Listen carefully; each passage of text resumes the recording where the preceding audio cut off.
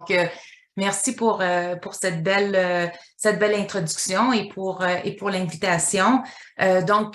Aujourd'hui, je veux rapidement vous présenter notre équipe, le contexte du projet, la méthodologie de la phase 1 et les résultats. L'emphase va vraiment être sur la phase 1, une vue d'ensemble assez rapide de la phase 2, puis vous parler un petit peu des prochaines étapes et des leçons apprises jusqu'à présent dans ce beau projet de partenariat.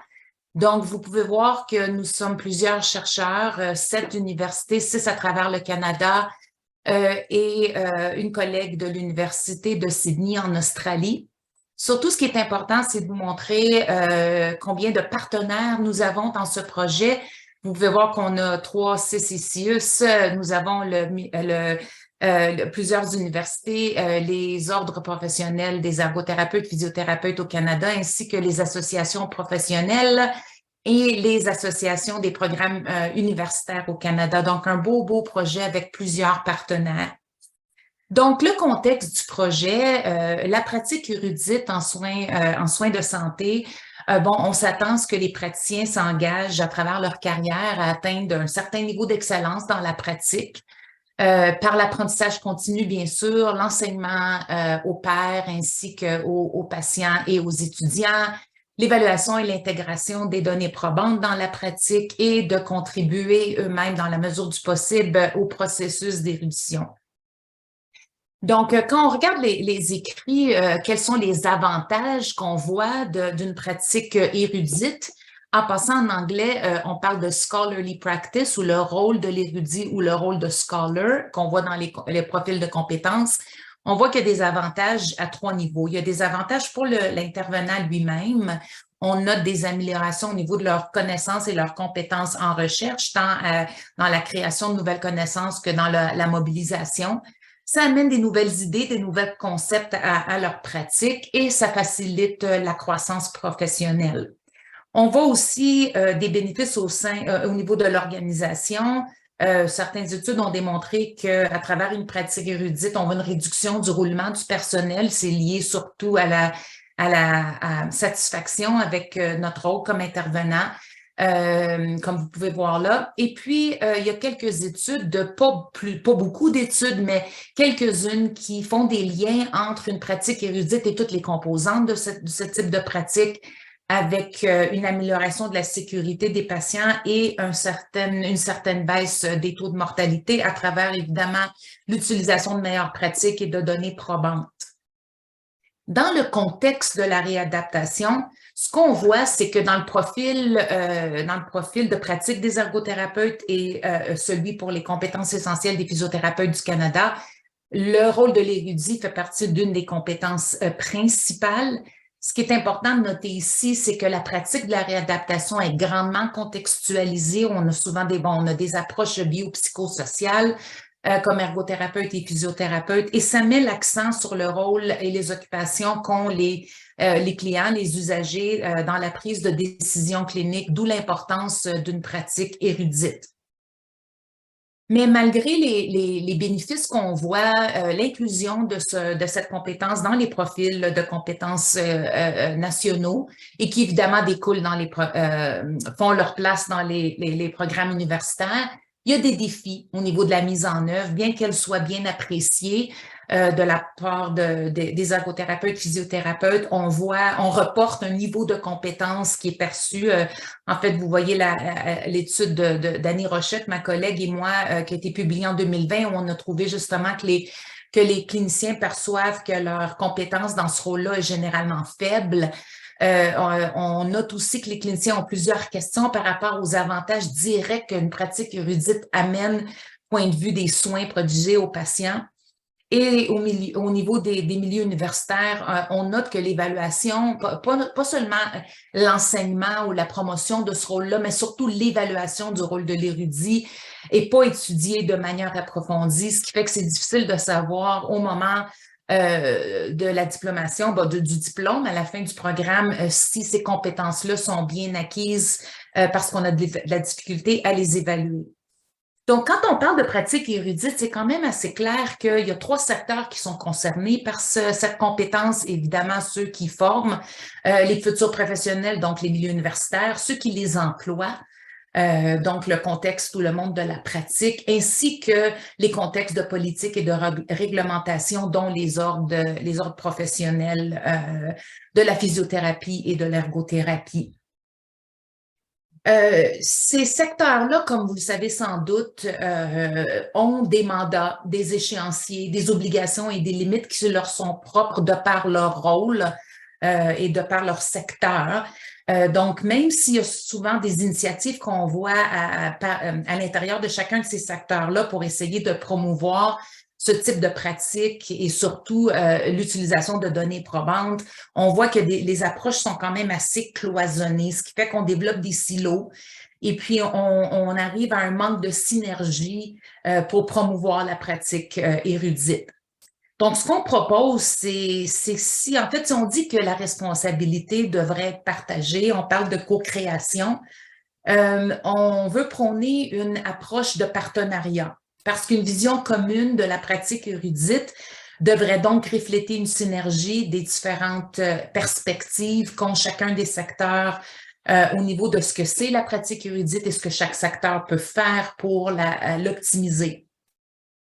On parle beaucoup de co-construction dans les dernières années en recherche, dans les sciences de la santé, mais aussi dans les sciences sociales, un processus par lequel les différentes parties prenantes, évidemment dans le contexte de ce projet-là, les trois secteurs, confrontent leurs points de vue, s'engagent à transformer les points de vue jusqu'à un certain point, jusqu'à ce que ces différents points de vue et perspectives, on puisse s'entendre et puis qu'on ne les voit plus comme étant incompatibles. C'est durant ces moments-là, en particulier, qu'on peut arriver à poursuivre une collaboration et à construire un projet d'action commun qui met vraiment ensemble toutes les perspectives de chacun dans un contexte de collaboration et de co-construction.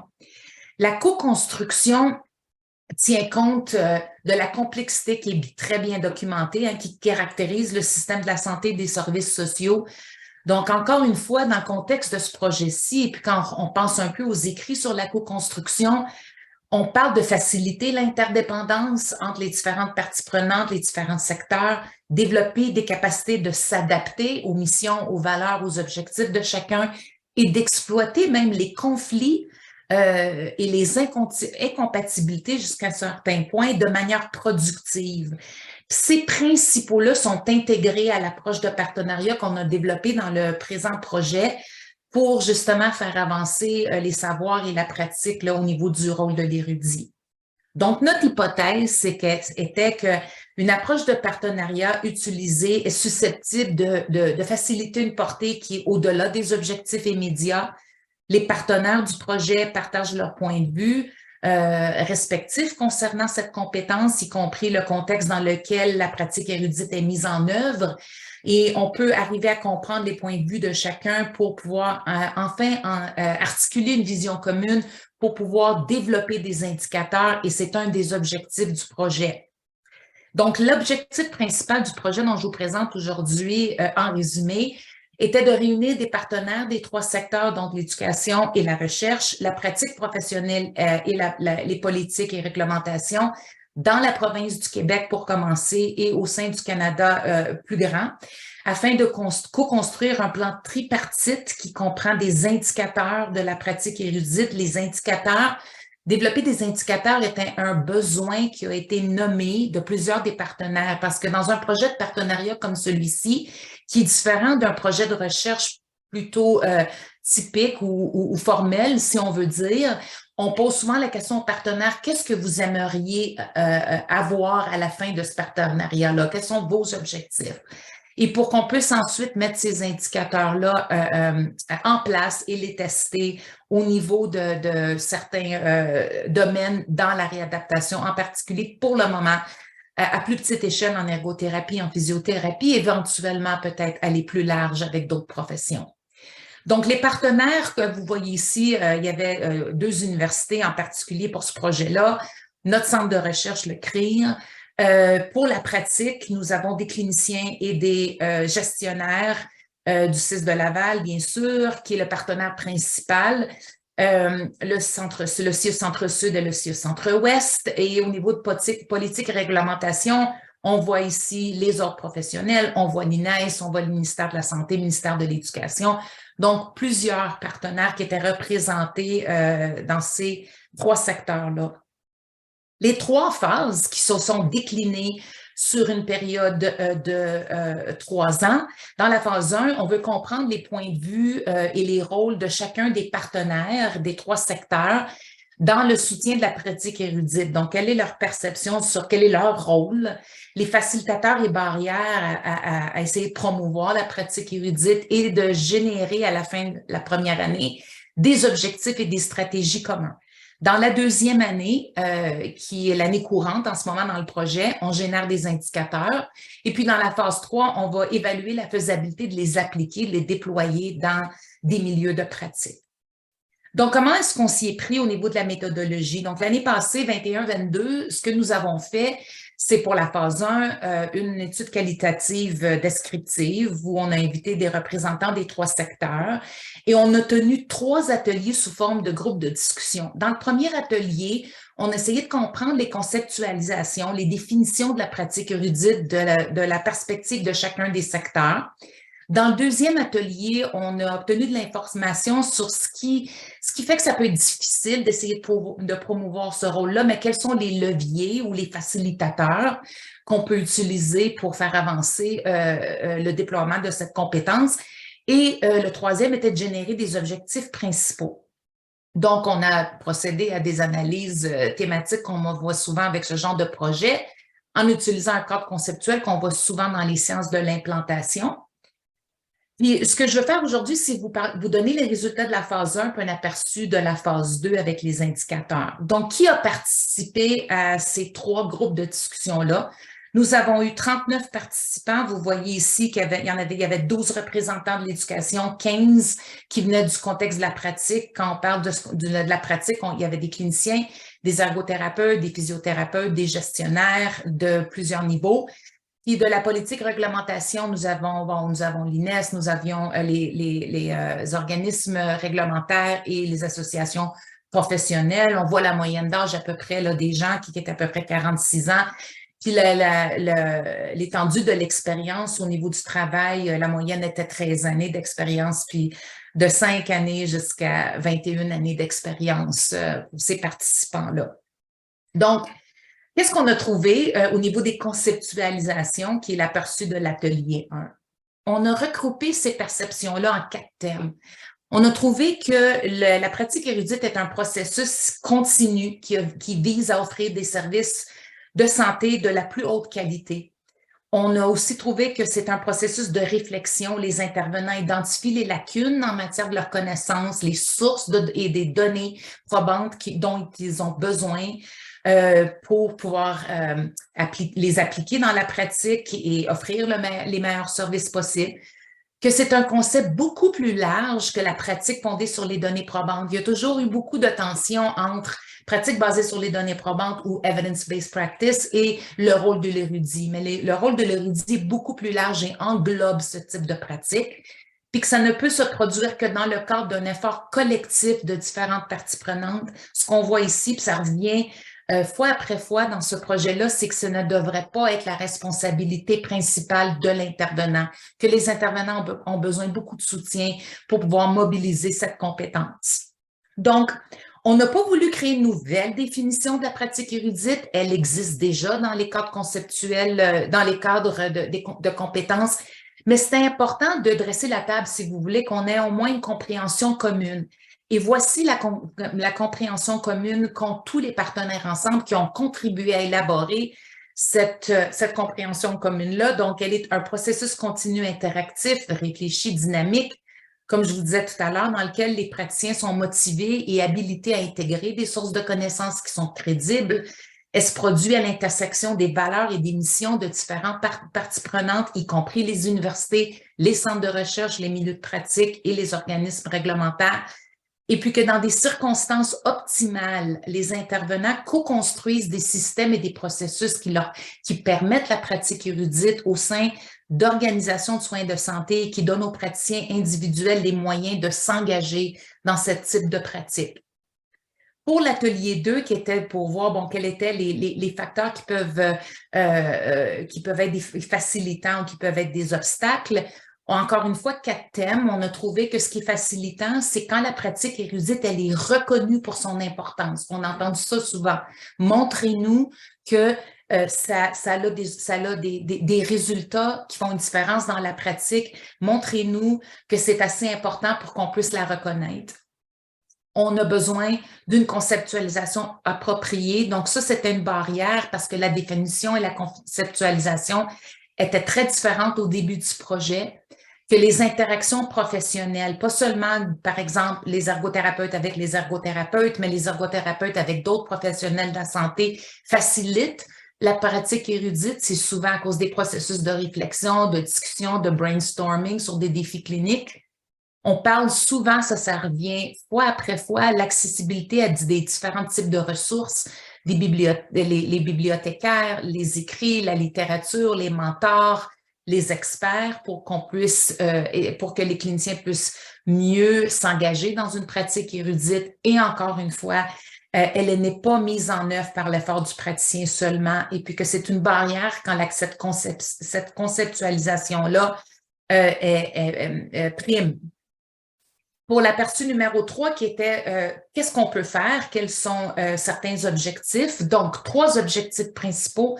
Le premier était de reconnaître la pratique érudite, la positionner et l'intégrer comme une résolution à certains défis dans les soins de la santé. Donc, par exemple, certains gestionnaires nous ont dit, si vous voulez qu'on mette en place des processus, du temps, libérer les cliniciens pour participer à des activités qui sont associées à la pratique érudite, montrez-nous par le biais de résultats concrets que ça a un coût efficacité ou que ça a des bénéfices ou que ça arrive à répondre à des problématiques importantes au niveau des soins de la santé. Un autre objectif était de maintenir les compétences au niveau de la pratique érudite tout au long de la vie professionnelle des praticiens, que ça n'arrête pas au moment où la personne est diplômée, qu'il faut mettre en place des interventions, des stratégies, que ça devienne partie de la philosophie et du développement continu d'un intervenant, et s'assurer que tous ont accès à tous les types d'informations, peu importe le contexte de pratique. Ça, on l'a entendu très fortement d'environnement clinique qui n'était pas nécessairement associé à des universités où on nous a dit quand les gens sont dans la banlieue ou quand les gens sont pas près des universités ou n'ont pas accès à des étudiants ou à des chercheurs, on n'a pas toujours le même accès aux ressources pour nous aider dans notre processus de réflexion, de prise de décision dans le cadre d'une pratique érudite. Donc, les conclusions de cette première phase, c'est que les multiples intervenants et parties prenantes doivent reconnaître, prioriser et davantage protéger cette compétence en y consacrant du temps, de l'énergie, des ressources. Elle ne peut être intégrée de manière optimale à la pratique clinique que par l'effort de collaboration des 3 secteurs. Ça, c'était une conclusion quand même assez importante. Pour la phase 2, nous sommes à peu près à mi-chemin. Nous générons des indicateurs de la pratique érudite fondés sur le consensus, fondés aussi sur des revues de littérature et des méthodologies assez robustes avec des experts en développement d'indicateurs. Cette équipe-là, encore une fois, inclut des représentants de chacun des secteurs. Nous avons commencé à l'automne dernier. Nous venons de faire la première rencontre le 16 février, qui était de discuter et revoir les indicateurs qui existent déjà dans les écrits.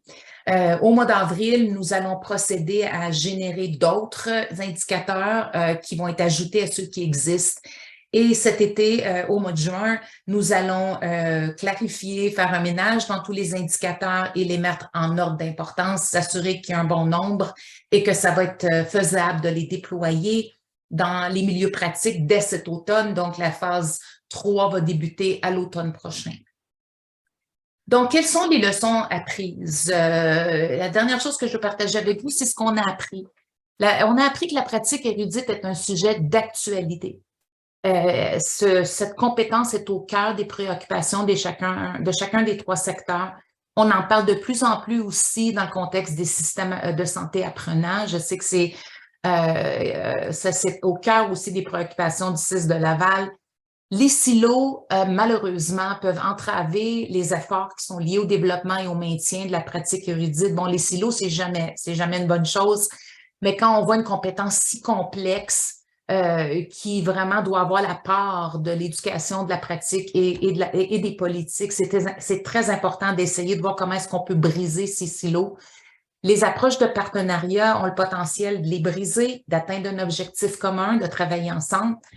Puis ce qu'on a trouvé aussi, c'est que la co-construction nécessite une confiance mutuelle, une volonté de s'affranchir des frontières disciplinaires, professionnelles et sectorielles. Puis quand je parle de confiance, puis je parle d'affranchir des frontières, on parle aussi de réaliser que comme chercheurs, on a tendance à fonctionner d'une certaine façon, nos rythmes sont différents, on a plusieurs connaissances, on a des compétences scientifiques, mais je peux vous dire que la semaine passée, déjà, on avait des patients partenaires qui font partie du projet-là, qui nous ont encore une fois arrêtés en plein milieu du processus pour nous dire, oubliez pas la voix de l'usager, oubliez pas la voix des patients partenaires quand vous procédez avec les différentes étapes. Donc, ça prend aussi de l'humilité. J'ai pas mis le mot humilité ici, mais ça prend énormément d'humilité. Donc, les partenariats, c'est important, c'est pas facile, mais je pense que ça peut vraiment mener à des belles choses. Puis, au bout de la ligne, arriver à soutenir les cliniciens dans des contextes qui changent constamment, qui sont complexes, pour l'objectif principal qu'on a tous, c'est d'offrir les meilleurs services aux usagers qui passent par nos organisations et nos milieux.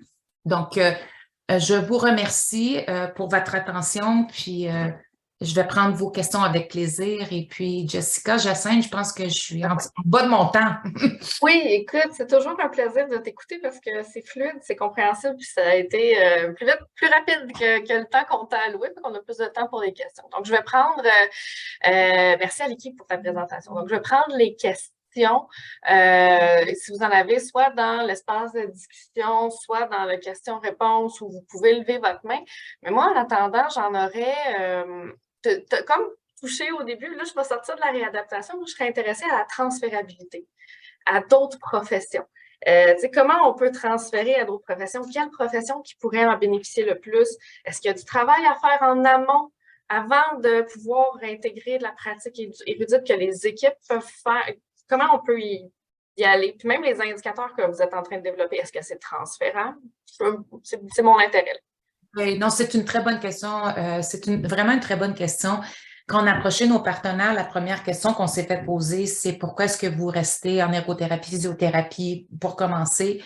Avec un projet de développement de partenariat comme celui-ci, il y a des ressources, bon, on est subventionné par le CRSH. Nous avons énormément, plus qu'un 1 pour $1, je vous dirais un 1,5 pour chaque dollar qui nous a été donné par le CRSH de nos partenaires. Donc, c'est certain que pour un développement de partenariat, il fallait que ça soit faisable. Il fallait en fait qu'on fasse une preuve de concept. Si on est capable de démontrer qu'on peut développer des partenariats dans un contexte de réadaptation, il n'y a rien qui nous empêche dans nos prochaines étapes, puis c'est ce qu'on veut faire, puis on veut essayer de centrer les partenariats plus autour de problématiques cliniques plutôt que nécessairement de pratiques professionnelles là, au niveau de certaines professions. Donc, c'est là qu'on aimerait voir comment est-ce, parce qu'on travaille en interprofessionnalisme et en interdisciplinarité, si on travaillait, par exemple, au niveau du rôle de l'érudit en lésion cérébrale acquise ou en pédiatrie ou en d'autres domaines de pratique, travailler au sein des équipes plutôt que de travailler juste qu'est-ce que fait la réadaptation. Les indicateurs, une fois on va les avoir testés, développés, testés dans un contexte de réadaptation, au sein justement des deux CIUS et notre CIS, on peut les essayer, on peut les adapter, on peut continuer à les valider dans avec d'autres populations, d'autres contextes. Fait que c'est d'essayer de bâtir la preuve de concept de ce partenariat-là pour un sujet qui tient à cœur à tous les soins de la santé, puis d'essayer après d'agrandir puis d'inclure d'autres professions puis d'autres contextes. Puis, est-ce qu'il y a des choses que les équipes peuvent faire dès maintenant pour aller vers la pratique érudite ou pour comme à l'extérieur d'un partenariat tout bien construit, comme qui va peut-être arriver jusqu'à eux éventuellement, mais est-ce qu'il y a des choses que les équipes peuvent faire par elles-mêmes? Oui, je pense qu'une des choses les plus importantes, c'est la compréhension autour de qu'est-ce que c'est. Hein? On fait des blagues, qu'est-ce que ça mange en hiver. C'est pas juste l'utilisation de données probantes. C'est d'avoir une bonne compréhension de ce que c'est d'être un érudit. Puis parce que ce rôle-là, on le voit en médecine, on le voit en nursing, on le voit dans toutes les professions. On n'est pas les seuls qui l'avons dans notre cadre conceptuel. Donc, des gens partant de bien définir, de savoir ce que ça représente dans votre contexte, qu'est-ce que vous pouvez faire. Ce qui ressort constamment, c'est d'essayer de voir quelles sont les barrières dans un contexte spécifique. C'est une petite chose, mais une composante importante du rôle de l'érudit, c'est de pouvoir avoir accès à des informations, avoir accès à des ressources. Et puis, je sais que le temps, ça vaut beaucoup, beaucoup d'argent, mais essayez de voir comment est-ce qu'une demi-heure ou une heure ou des moments de brainstorming dans des rencontres peuvent amener les équipes à réfléchir sur les pratiques, réfléchir sur les écarts entre la pratique et les données probantes, et discuter de comment on peut mettre des choses en place, des interventions en place pour faire avancer la pratique érudite sans constamment responsabiliser l'intervenant. Parce qu'on voit, c'est que les intervenants travaillent dans des contextes très complexes. Il y a quand même des contraintes. Il faut voir des patients, faut offrir des soins. Mais c'est pas un add-on. La pratique érudite, ce qu'on voit souvent, c'est si j'avais le temps. C'est une compétence principale requise de tous les professionnels de la santé. Donc, c'est pas ça serait bien de le faire à 4 heures après le travail. C'est de voir de toutes ces parties-là de l'éléphant, qu'est-ce qu'on peut mettre déjà en pratique puis dire OK, tu sais, il y a une fois par semaine, il y a une discussion d'équipe sur une nouvelle pratique. Déjà, ce genre de choses-là, ça paraît c'est pas si énorme, mais ça fait avancer la pratique érudite, surtout qu'elle est composée de plusieurs choses. Puis on a de plusieurs activités. On a une revue de littérature, justement, où on décline quelles sont les composantes, puis on peut la partager avec vous, que vous voyez que même s'il y a 15 choses que quelqu'un peut faire, on peut prendre bite off un ou deux morceaux et pas nécessairement tout implanter tout de suite. Donc, il y aurait comme des initiatives assez relativement simples ou qu'on peut mettre en place, que l'établissement peut soutenir ou les équipes peuvent être il y en a déjà plein. Il y en a déjà plein. C'est ce que je voudrais vous dire aussi. C'est pas zéro en ce moment. Moi, je suis une chercheure au CRIR, CIS Laval. Je passe beaucoup de temps à l'hôpital juif de réadaptation. Il y en a plein. Il y a les Talking Research. Il y a des moments comme aujourd'hui. Il y a des projets qu'on fait en partenariat pour le maillage entre la pratique et les chercheurs. On a des moments de réflexion. Il y a plein de choses qui se font déjà. Il s'agit de les sortir puis de les identifier puis de dire on le fait déjà ça. On a des coordonnateurs de recherche clinique. On a des gens comme toi qui sont en mobilisation de connaissances. Il y a déjà plein de choses qui se font pour essayer de soutenir cette pratique. Si déjà on peut faire un mapping, ça va être encourageant de voir qu'on ne part pas à zéro. Effectivement, je pense qu'il faut s'encourager. Puis on a un commentaire qui dit les communautés de pratique aussi, ça en fait partie. Oui, à 100%. Les communautés de pratique, je vous dirais, ça fait partie des gold standards. Parce qu'une communauté de pratique, souvent, ce qu'on voit, c'est que c'est à l'intérieur d'une problématique, un enjeu, une population. C'est les gens qui participent à des communautés de pratique, leur objectif principal, c'est d'améliorer une pratique, d'améliorer quelque chose, de développer leurs connaissances, leurs compétences. C'est une stratégie très importante. Je ne l'ai pas nommée parce que c'est souvent gros. Ça prend des ressources, ça prend du temps. Il faut que ça soit valorisé, il faut que ça compte. Mais oui, en effet, très bonne suggestion. Oui, c'est ça. Moi, je sors des deux miennes, d'ailleurs, en transfert de connaissances. Aujourd'hui, c'était mon matin communauté de pratique. Est-ce qu'il y avait des questions, des commentaires dans le public? Là, nous, on parle, Aliki et moi, puis on a bien... on allait bien, on avait une bonne conversation, mais n'hésitez pas si vous avez des commentaires, des questions, juste à lever la main, je vais vous donner le tour de parole là, sans problème. En attendant, Aliki, est-ce qu'il y aurait quelque chose d'autre que tu n'avais pas pu partager dans ta présentation que tu aimerais ajouter? Moi, je peux toujours parler, mais ça va me faire plaisir d'entendre des objections, d'entendre d'autres questions. C'est certain que le projet avance très bien. On est très choyé par le CIS de Laval. En fait, le directeur de l'ADEUR travaille très étroitement avec moi, même sur le comité exécutif. On a vu qu'on commence déjà à briser certaines des barrières. Comme je vous disais, ça prend énormément d'humilité. Hein. Les chercheurs, on nous dit qu'on a des très grands égos. Je pense que ce qui va être très important, d'après ce que je vois jusqu'à présent, c'est d'être capable de démontrer que ça donne quelque chose au bout de la ligne. Parce qu'un des gestionnaires, en fait, c'était quelqu'un de CIUS Centre-Ouest qui a amené la question très honnêtement, aussi avec beaucoup d'humilité, puis qui ne s'est pas gêné. Il me dit, tu sais, Aliki, tant et aussi longtemps que vous ne démontrez pas de cost effectiveness, si vous n'êtes pas capable de démontrer que de libérer les gens pour s'engager dans des activités qui sont associées, on ne peut pas justifier laisser partir les intervenants pour faire A, B, C. Donc, mon inquiétude en ce moment, ou mon souci, c'est comment est-ce qu'on peut inclure des évaluations économiques. On va devoir s'enligner vers ce genre de projet-là. On n'a pas pu faire ça pour un projet de plus petite envergure comme celui-ci, qui était de développer le partenariat. Mais je pense qu'on s'enligne vers un bon partenariat. Puis la prochaine étape, ça va être d'aller plus gros, d'aller à travers le Canada, d'essayer d'augmenter le nombre de professions, mais surtout d'inclure un volet d'évaluation économique. C'est ça. C'est sûr que perspective de quelqu'un qui travaille dans le milieu de la recherche en santé depuis un certain temps, la valeur ajoutée de toute implication dans ce genre de démarche-là, elle est au cœur des préoccupations des gestionnaires qui ont un service à faire rouler. Donc, je pense qu'effectivement, c'est très, très pertinent de montrer ça.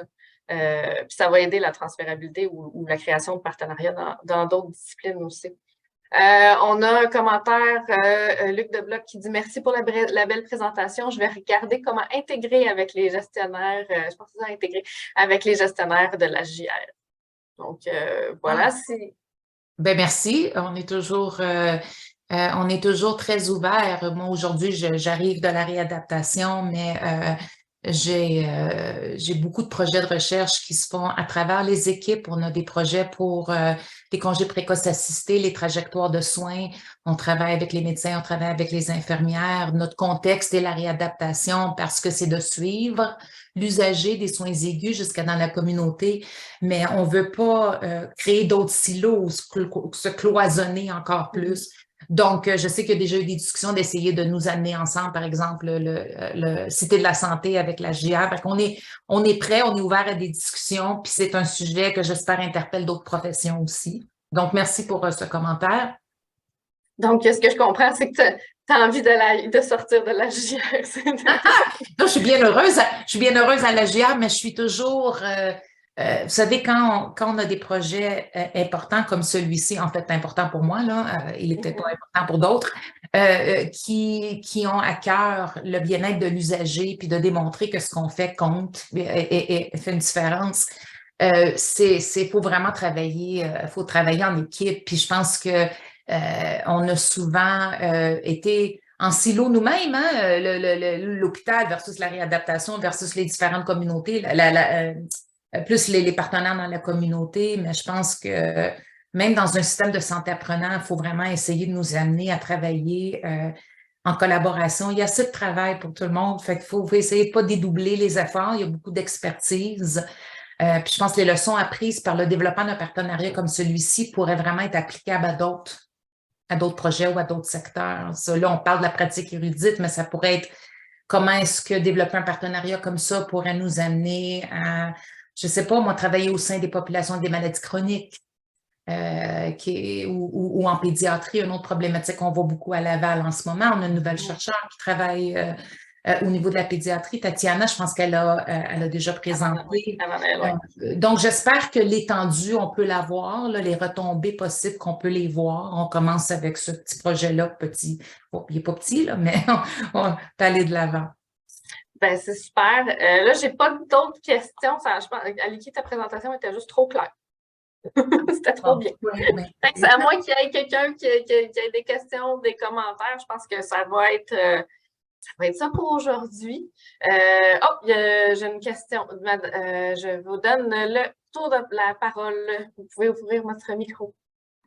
Oui, bonjour. En fait, moi, j'ai trouvé la présentation très intéressante. Puis, comme tu dis, que ce que le gestionnaire t'a dit, c'est que nous, très souvent, par exemple, moi, je suis en soutien à domicile en physiothérapie. Puis, quand on essaye de faire ce type d'approche-là, de pratique érudite, de pouvoir faire des tables de concertation, le partage d'informations suite à des formations continues, tout ça, on se fait répondre, mais on peut pas vous libérer pour ça, il faut le faire sur votre temps personnel. Puis, on a déjà des horaires très chargés que les gens ils disent, bien, si en plus, je fais ça sur mon temps personnel, souvent, les gens, ça alourdit beaucoup à la tâche. Donc, je pense que les gestionnaires, il va falloir qu'ils vraiment qu'ils deviennent collaborateurs avec nous là-dedans si on veut vraiment aller de plus en plus vers une pratique encore plus érudite qu'avant. Là, ça, c'est certain, parce que les gestionnaires, on dirait qu'ils ne sont pas en collaboration avec nous là-dedans, là, présentement. Merci beaucoup, Dominique. Écoute, moi, ce que je pourrais vous dire, c'est que je suis tout cœur là-dedans avec vous. On a plusieurs projets de recherche qui arrivent toujours aux mêmes conclusions.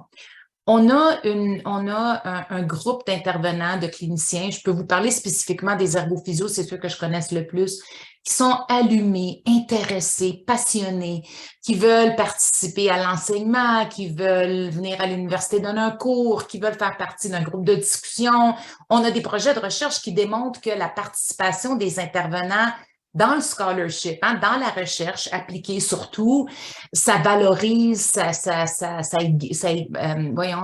raffine les compétences, ça les met à jour, puis ça les excite, puis ça les passionne souvent quand ça fait plusieurs années qu'on est un peu dans le quotidien de la pratique. Mais ce qu'on entend, c'est pour ça que là, on a un peu viré, si vous voulez, la direction de certains de nos projets de recherche, puis on s'attarde plus à essayer de comprendre les contextes et les systèmes.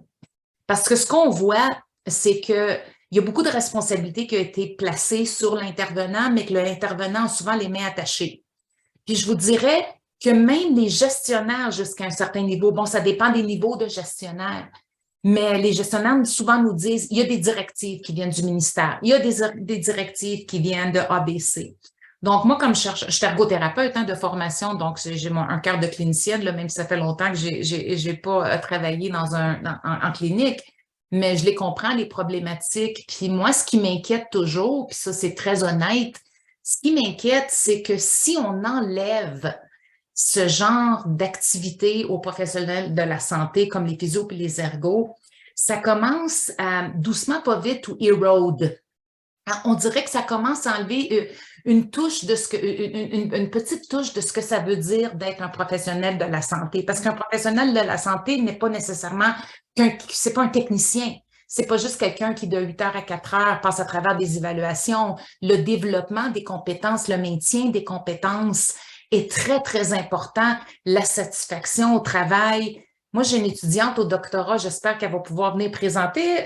Tiens, je vais faire une petite plug pour mon étudiante qui est à la fin de son doctorat, qui, elle, regarde pourquoi est-ce qu'il y a une attrition si effrayante des professions ergo-physio-orthophonie. Puis un des facteurs qu'on voit, c'est justement des contextes et des systèmes qui sont très difficiles. On parle des fois de blessures morales. On parle de conflits entre les valeurs des cliniciens, puis les contextes qui sont complexes. Puis c'est pas une question de blâmer, les contextes sont les contextes, mais c'est d'essayer de comprendre toutes ces perspectives-là pour pouvoir mettre en place des stratégies pour pas perdre nos cliniciens numéro 1, numéro 2, pour s'assurer qu'ils sont satisfaits, heureux dans leur travail, qu'on les perd pas. Il y a tellement de burn-out. Et puis, troisièmement, qui continuent eux-mêmes à apprendre, à contribuer, à participer au développement des savoirs, mais à la mobilisation des savoirs. Ça, c'est pour le bien des usagers aussi. Mais tant et aussi longtemps, exemple très concret, tant et aussi longtemps que ce genre de pratique ou d'intervention, d'activité, par exemple, ne comptera pas dans les statistiques. Ça, c'est des règlements ministériels. Qu'est-ce qui compte pas? Donc, c'est là qu'il y a des tensions. Oui. C'est une très longue réponse à commentaire, mais je vous comprends honnêtement. Je vous comprends. Puis, on est rendu là-dedans. On essaie d'étudier plus les systèmes et les contextes pour ces raisons-là. surtout dans un contexte de soutien à domicile, on est très, tu sais, oui, on a une grosse équipe de réadaptation, physio-ergo-technologues, mais on est très solitaire parce qu'on fait des soins à domicile. Donc, avec l'avenue du télétravail, tout ça. Donc, ça fait que, par exemple, à JR versus aussi le département de réadaptation de Cité de la santé, ils peuvent avoir des micro-cellules de partage des connaissances, puis de transmission des connaissances et tout ça. Versus à domicile, on est très isolé, donc on a moins la chance de faire cette pratique-là juridique entre nous, entre professionnels de la réadaptation. Puis quand on demande d'avoir des rencontres plus fréquentes, on se fait répondre non par nos gestionnaires. Donc, c'est vraiment pas la volonté, c'est vraiment pas les professionnels qui ne veulent pas avoir cette pratique-là. C'est juste que, comme tu dis, le contexte et le système ne facilitent pas cette pratique-là. Donc, c'est vraiment un enjeu. Ben, c'est un enjeu majeur et puis vous le nommez, je vous avoue que c'est pas un secret, c'est dans plusieurs de nos publications, on en parle dans nos travaux de recherche. C'est important, c'est un enjeu important.